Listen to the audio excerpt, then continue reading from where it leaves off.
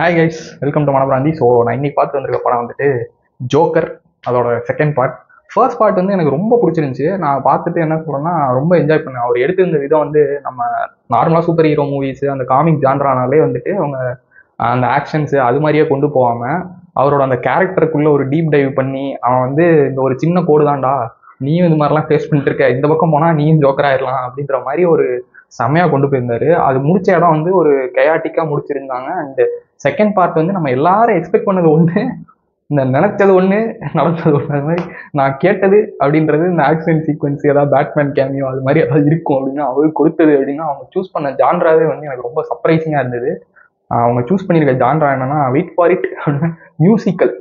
ஒரு musical genre choose பண்ணியிருக்காங்க. அது தெரியல எந்த அளவு வந்து ஒரு ஜோக்கர் மாதிரியான கேரக்டருக்கு அது அது ஒரு போல்டு மூவ் அப்படின்னு தான் சொல்லணும். ஆனால் அது ஒர்க் ஆச்சா அப்படின்னு கேட்டால் ஃபர்ஸ்ட் ஸ்டார்டிங்கில் ஒரு டிஃப்ரெண்ட்டாக ஒர்க் ஆகிற மாதிரி இருந்தது. பட் போக போக அவ்வளோ ஆர்கானிக்காகவும் ஃபீல் ஆகல. அது எனக்கு பெருசாக ஒர்க் ஆகலைன்னு தான் சொல்லணும்.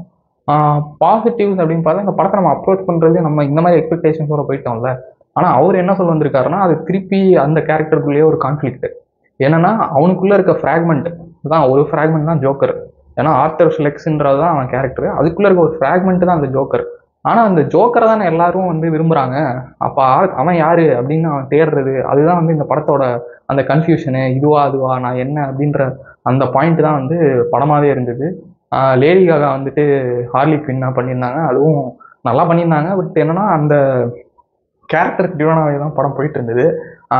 அந்த இடத்துல நம்ம கூட கனெக்ட் பண்ணிக்கலாம். எப்படின்னா அந்த காத்தம் பீப்புளெலாம் வந்து அந்த ஜோக்கர்ன்ற அவனோட சின்ன ஃப்ராக்மெண்ட்டை தான் லவ் பண்ணுற மாதிரி தான் நம்மளும் அவனோட அந்த ஜோக்கர்ன்ற ஃப்ராக்மெண்ட்டை தானே லவ் பண்ணுறோம். அந்த ஆர்த்தர் ஃப்ளெக்ஸ்ன்ற கேரக்டர் வந்துட்டு நம்ம பெருசாக இதே பண்ணிக்கல. அது மாதிரி தான் அதை அந்த அது ஏன் அப்படி பண்ணுறாங்க, நான் யார் அப்படின்றது தான் ஒரு இதாகவே அதையும் ஒரு மியூசிக்கல் ஜான்ரால எடுத்து போயிட்டாரு. பட் எனக்கு இதில் பெரிய நெகட்டிவ் என்னன்னா ஃபர்ஸ்ட் பார்ட்டே வந்து அந்த மாதிரி ஒரு அந்த கேரக்டர் அவனுக்குள்ள இருக்க கான்ஃப்ளிக்ட் அதுலேருந்து அவன் எப்படி டக்குன்னு இதாக ஸ்விட்ச் ஆகிறான்றது தான் ஃபர்ஸ்ட் பார்ட்டாகவே இருந்துச்சு. செகண்ட் பார்ட்டும் இந்த மாதிரி அது ஒரு $1 பில்லியன் எடுத்த ஆர் ரேட்டட் மூவி, அதுக்கு வந்து இப்படி ஒரு சீக்வலா அப்படின்ற மாதிரி தான் இருந்தது. இது பெருசாக ஒரு மாஸ் ஆடியன்ஸ்க்கு ஒரு நிறையா பேர்த்துக்கு அப்பீலிங்காக இருக்காது. ஏன்னா வாட் யூ எக்ஸ்பெக்ட் ஃப்ரம் என்ன சொல்கிறது, ஜோக்கர் மூவின்றது இட் மஸ்ட் பி கயாட்டிக் இல்லை. இதில் வந்து ஒரு ஃபைட் சீன் இல்லை, அவன் ஒரு ஆளை அடிக்கலை, இதில் ஒரு கொலை பண்ணலை, எதுவுமே பண்ணாமல் எப்படா ஜோக்கர் மூவினா அப்படி தான் எடுத்திருக்காங்க.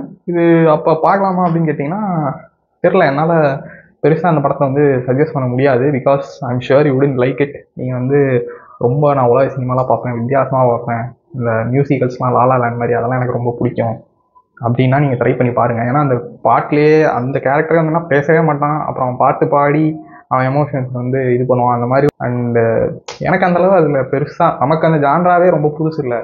அதுவும் இந்த மாதிரி இதில் நம்ம ஒரு எக்ஸ்பெக்டேஷனில் இருப்போம், அதுக்கு அப்படியே ஆப்போசிட்டாக ஒன்று கொடுத்தா எப்படி அதை ஏற்றுக்கிறதுன்னு தெரில. So at your own risk, இல்லை ஓன் ரிஸ்க்லாம் இல்லை, உங்களுக்கு மியூசிக்கல் ஜான்ரெலாம் பிடிக்கும் அப்படின்னா இது ஒரு ஜோக்கர் படமாக பார்க்காம நார்மலான ஒரு அந்த கேரக்டர் ஸ்டடி அந்த மாதிரி போய் பாருங்கள்.